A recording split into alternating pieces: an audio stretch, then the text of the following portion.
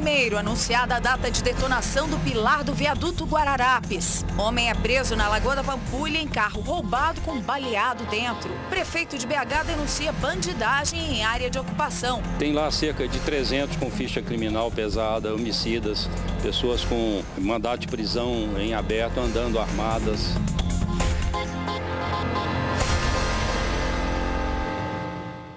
Boa tarde. A insegurança ronda a região da Lagoa da Pampulha, para onde a PM foi chamada nessa noite por causa de ocupantes de um carro que teriam assaltado uma pessoa.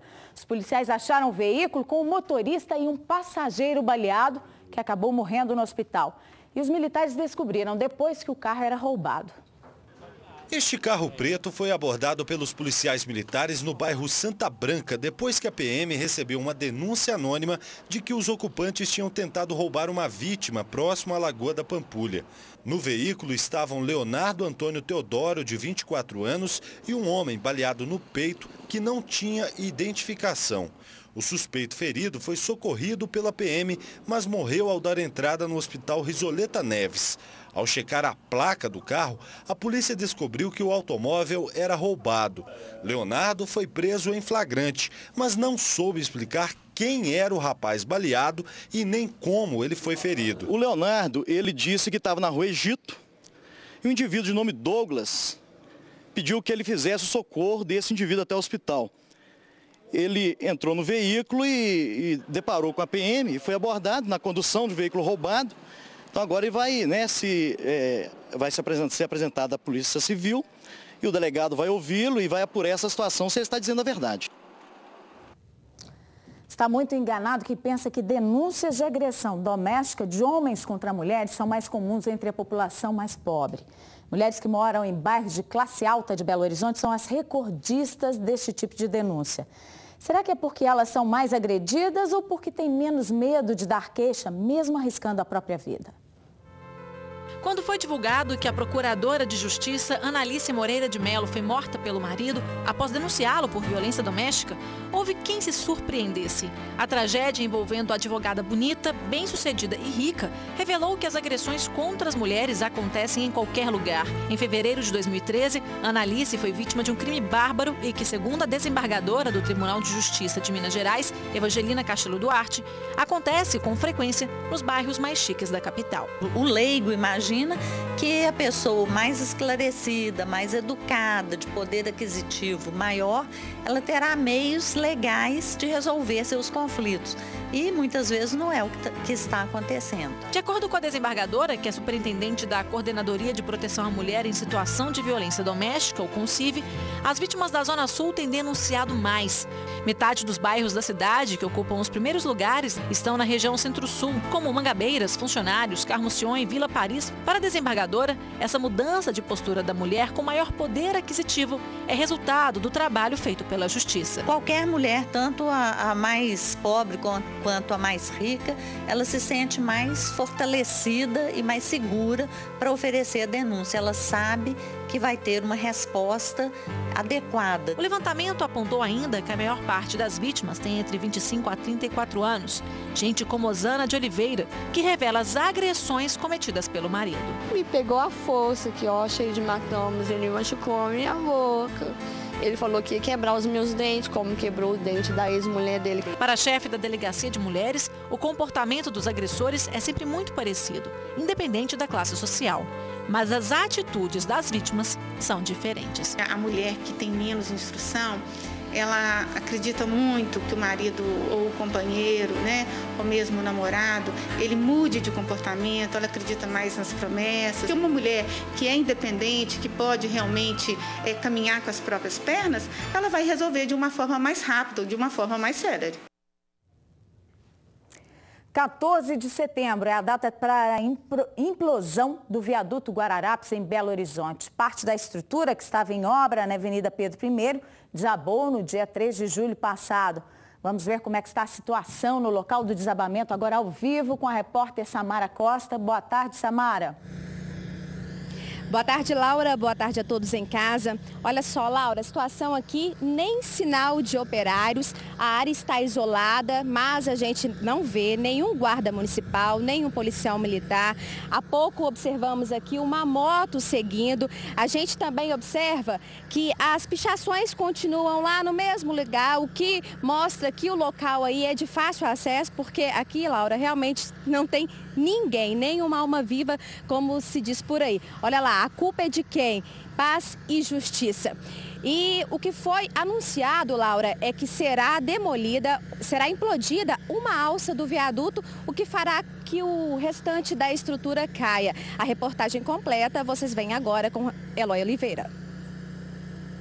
A previsão inicial da Prefeitura é de que a demolição da alça que permanece de pé do viaduto Batalha dos Guararapes aconteça no dia 14 de setembro, um domingo. De acordo com o prefeito, apenas o pilar central do viaduto será implodido. Isso para evitar danos às estruturas vizinhas. Só depois é que será possível avaliar quando a Avenida Pedro I será liberada e os moradores dos edifícios Antares e Savana poderão voltar para casa. O nosso pessoal de Defesa Civil, inclusive, foi ao Rio nesse fim de semana para ver lá a implosão de uma antiga fábrica. Nós não vamos implodir o viaduto, nós vamos fazer uma implosão controlada do pilar, né, para que ele caia como se fosse então uma falha da sustentação do viaduto.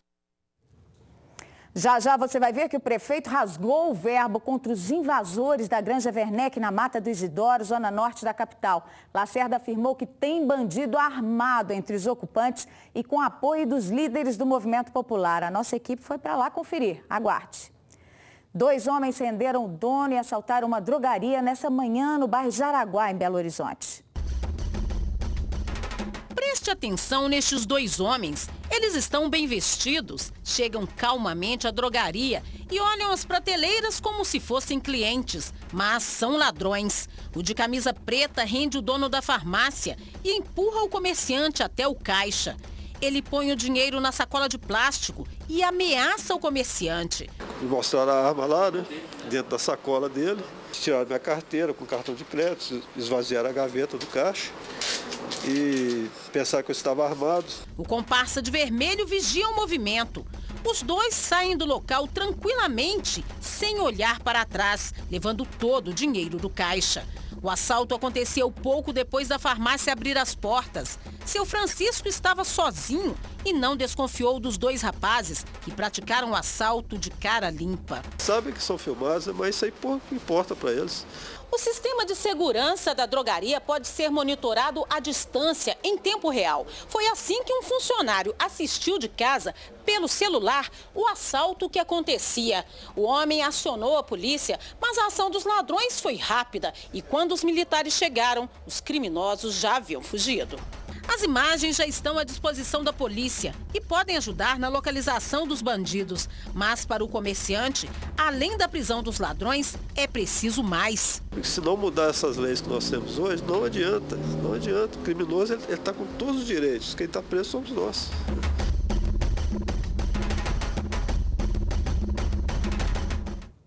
Essa insegurança tem contribuído para o aumento do número de carros blindados nas grandes cidades. Nos últimos 10 anos, a frota de veículos à prova de balas no Brasil cresceu quase 6 vezes. Uma nova blindagem mais leve e barata acaba de chegar a Belo Horizonte.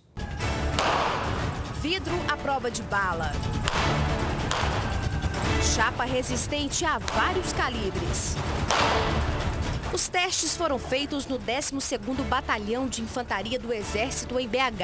É que chega a Minas uma tecnologia de blindagem mais leve e mais econômica que a tradicional. É a de nível 1, resistente aos calibres 22, 32, 38 e ainda de pistolas 7,65 e 380. O kit consiste na blindagem da carroceria do carro e na blindagem dos vidros.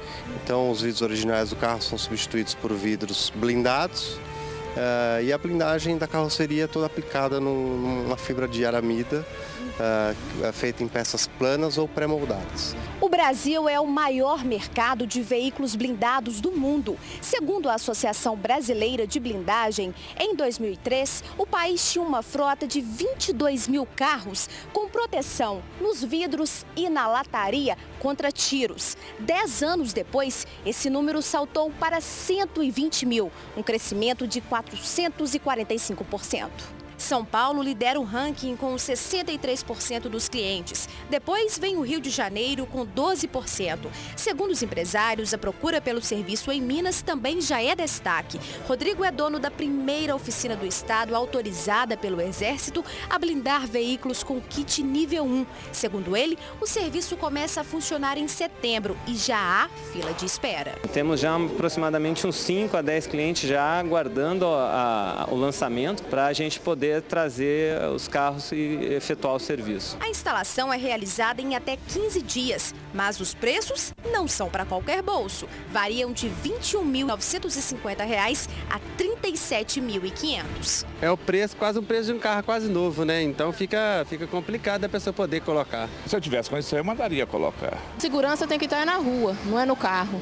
A segurança tem que estar na sociedade, que tem que dar respaldo para a gente ter uma vida livre. Estou com ela. O homem que denuncia que foi espancado por guardas municipais e perdeu a visão de um olho por causa disso foi hoje à corregedoria da corporação para prestar queixa contra a agressão. Flávio veio à corregedoria da Guarda Municipal para relatar a violência que sofreu. Ele conta que foi agredido por agentes quando parou para pedir informações. Era madrugada e o locutor foi confundido com um homem que teria cometido um assalto na região. Flávio foi agredido, passou por uma cirurgia e perdeu o olho esquerdo. Agora, ele quer providências. Tem que ser apurado. Eu quero pedir, né, ao representante da Guarda para estar passando uma orientação muito bacana, porque a Guarda vai estar trabalhando armado. Eu acho muito bacana. Os caras precisam realmente trabalhar armado, mas precisa de um tratamento, de uma preparação muito boa para eles estar atuando da forma que eles vão estar atuando, sabe? Apenas 12% das famílias que vivem no acampamento Isidoro, entre Belo Horizonte e Santa Luzia, se enquadram às exigências do programa de habitação como Minha Casa Minha Vida. É o que mostra um levantamento feito em fevereiro pela Urbel. Elas invadiram o local há um ano e resistem à desocupação, apesar de uma ordem de despejo que foi expedida pela Justiça. Na ocupação Isidoro, região norte da capital, moradores indignados. Um levantamento realizado pela Urbel, depois de um processo de cadastramento, mostrou que das 2.507 famílias registradas, apenas 302 têm direito ao Minha Casa Minha Vida. Segundo o órgão, a maioria se encaixa nas restrições do programa. Tem renda familiar acima de R$ 1.600, possui imóveis, já é beneficiado em alguma política de habitação ou mora fora de Belo Horizonte. Rosenilda questiona o levantamento feito pela Urbel. Eles chegaram e com um dia e meio, né, eles queriam fazer esse cadastro aí, tentaram fazer o cadastro de 8.000 famílias, né? Como no caso aí não foi possível fazer e fizeram do jeito que eles quiseram fazer, né? Então, assim, ficou tipo um cadastro pela metade, né? A pesquisa ainda apontou que alguns casos são extremos, como de moradores da invasão que teriam até 5 carros e seriam sócios de uma empresa da capital. Eu desconheço esse negócio aqui. Dentro da ocupação Esperança aqui, que eles falam que é Isidoro, nunca vi isso. Os carros aqui é popular, ruim, ainda caindo nos pedaços para subir o morro. Tem hora não sobe. O local foi ocupado em julho do ano passado. Segundo os moradores, cerca de 8.000 famílias se instalaram nas terras da Granja Werneck. Ao todo, uma área de 3 milhões de metros quadrados. Na luta por um lugar para morar, já houve até desentendimento com militares. A motivação foram as diversas tentativas de reintegração de posse das terras, em sua maioria, propriedade particular. Em busca de respostas, alguns moradores também invadiram por 2 dias esta agência da Caixa Econômica Federal no centro de BH. Nesta terça-feira, a Caixa conseguiu, por meio de decisão judicial, proibir que integrantes da Isidoro ocupem qualquer agência do grupo sob pena de multa diária. Por causa disso, representantes do movimento foram recebidos por superintendentes do setor de habitação a portas fechadas. Segundo um ofício nos entregue ontem pelo superintendente da Caixa, a Prefeitura de Belo Horizonte mentiu ao assinar o contrato, mentiu para a Caixa Econômica Federal, porque informou que nos terrenos onde querem fazer esse projeto lá, existia apenas 160 famílias. Aí é claro, e pediu 6 meses para reassentar essas 160 famílias. A presidência da Urbel negou qualquer falha no cadastro. Nós passamos 2 dias na área com 130 técnicos, fizemos um cadastro de toda a região, de todas as pessoas que ali estavam, que diziam morar ali ou que estar ali. E além disso, nós tivemos tempo ainda para cadastrar várias pessoas que chegaram no momento desse cadastramento em vans, motos, ônibus. O presidente ainda disse que em meio a quem realmente precisa de moradia, há sim aproveitadores. Então ali a gente tem 302 famílias, que a princípio, é a família com o público-alvo da Urbel, que nós gostaríamos de contar com as famílias dentro da legalidade na busca da sua moradia. Bom, o prefeito Márcio Lacerda denunciou mais. Em entrevista, ele disse que lideranças dessas ocupações recrutam novos invasores nas ruas, que há criminosos entre eles e armados. Foi durante o lançamento da 21ª edição do Orçamento Participativo da capital para os anos de 2015 e 2016. Nesta edição, o prefeito assinou a autorização para o início das obras de 147 empreendimentos aprovados pela população. Neste ano, serão destinados 150 milhões de reais do orçamento municipal distribuídos entre as 9 regionais. O valor é 15% maior que os recursos disponibilizados para o OP 2013-2014. Vamos lançar hoje uma experiência muito interessante, que o orçamento participativo da juventude, da criança e do adolescente, que nós vamos fazer um teste em 10 escolas com um valor financeiro pequeno, mas para que haja um treinamento dessa juventude na discussão de prioridades e no uso de recursos públicos no seu ambiente. Márcio Lacerda aproveitou ainda para comentar sobre as famílias que invadiram o terreno na área conhecida como Mata do Isidoro, na região norte da cidade. Essas organizações, eles arregimentam pessoas assim, na rua. Pergunta, você paga aluguel? Ah, pago, então tem um lote aqui reservado para você. Tem lá cerca de 300 com ficha criminal pesada, homicidas, pessoas com mandato de prisão em aberto, andando armadas, né? Incentivadas inclusive pelos líderes a fazerem guarda armada da invasão. É uma situação muito grave. Um bandido assaltou a bilheteria de uma estação do MOVE na Avenida Antônio Carlos, em Belo Horizonte, nessa manhã. A estação que foi alvo do roubo fica na altura do bairro Cachoeirinha. Nem o supervisor, nem a operadora da bilheteria quiseram gravar a entrevista. O assalto foi logo no início da manhã. A moça contou à PM que foi abordada por um homem que disse estar armado e exigiu o dinheiro do caixa. Foram levados R$ 155. Ela aparentemente achou que é uma arma. Ele apostou uma coisa, né, para ela, ela achou que é uma arma. Mas ele pediu o dinheiro do caixa, muito rápido também. Aí ele só pegou o dinheiro também e deslocou do local. As viaturas estão em rastreamento, né? Achamos um rapaz ali, mas não é o que ela identificou. A princípio ele é moreno magro, barba, calça jeans, camisa bege. Um gargalo no trânsito tem testado a paciência de motoristas todos os dias nos horários de pico em Belo Horizonte e na região do bairro Santa Inês, na zona leste da capital.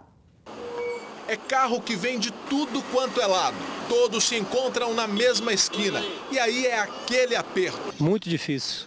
Todo dia é a mesma luta. Aí a gente tenta a opção aqui, a Avenida Zé Cândido, para ir para a Sagrada Família, para o centro. Todo dia esse engarrafamento monstro. São motoristas que vêm de vários bairros e cidades da região metropolitana, como Caeté e Sabará. Primeiro eles dividem lá embaixo, na rua Gustavo da Silveira, 2 pistas. E aqui na parte de cima se afunilam e se estressam. Uma loucura. Deus me livre. Eu dou volta, procuro outros caminhos, mas não tem jeito. Tem que ser aqui. O acesso aqui é péssimo. Fizeram essa divisória aí, mas resolveu não. Tem gente que, para se livrar do congestionamento, circula na faixa por onde é proibido passar. Para completar, este motociclista ainda fura o sinal vermelho. Alguns pegam a contramão. Nesta esquina, quase na entrada da estação Santo Inês, trava tudo nos horários de pico. Tá piorando, cara. O trânsito de Belo Horizonte tá um caos. Não é só aqui, não. Eu tô indo pro Sion. Minha rota é na Cristiano Machado. Só que como lá tá congestionado, a gente vai desviando. Péssimo. Você quer chegar lá na frente e não consegue. O trecho é bem movimentado, principalmente por estudantes. Na hora de atravessar é uma confusão só. A maioria nem lembra da faixa e ignora o perigo. Fica agarrado, tudo tumultuado, tem que atravessar sempre no sinal. E mesmo assim, às vezes fica tampando a faixa, nem dá pra gente passar, tem que ficar aguardando. Morreu em Juiz de Fora a jovem com suspeita de meningite que ficou 4 dias em uma UPA à espera de uma vaga em UTI. A transferência só foi feita com ordem judicial, como nós mostramos aqui ontem, mas ela não resistiu. Claudiene Louro Fonseca Amorim tinha 27 anos. Ela foi internada na UPA Norte de Juiz de Fora na quinta passada. No dia seguinte, a família da moça conseguiu um mandado de segurança para que ela fosse transferida imediatamente, mas a vaga demorou 4 dias para sair. Durante esse período, foi improvisada uma área de isolamento para a jovem dentro da UPA.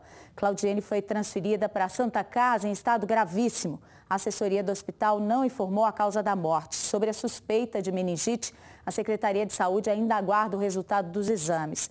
O corpo de Claudiene será enterrado hoje, às 2 da tarde, no Cemitério da Saudade, em Juiz de Fora. Os melhores bares, lanchonetes, restaurantes e profissionais da gastronomia de Belo Horizonte foram premiados na noite dessa terça, na festa da Encontro Gastrô 2014, na Serraria.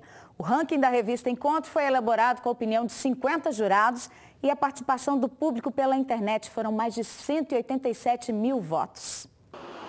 Serraria Souza Pinto cheia para a escolha dos melhores da gastronomia de Minas.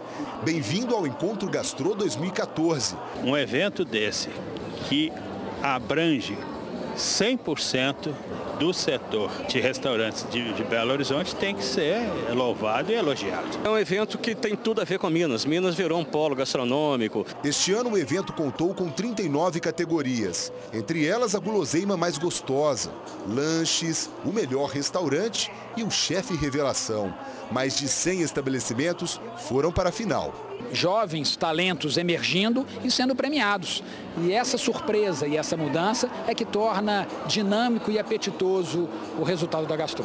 Para julgar os funcionários e restaurantes, foram escolhidos 50 formadores de opinião, mas os clientes também tiveram como escolher os seus favoritos. Os finalistas também foram julgados pelo voto popular por meio da internet.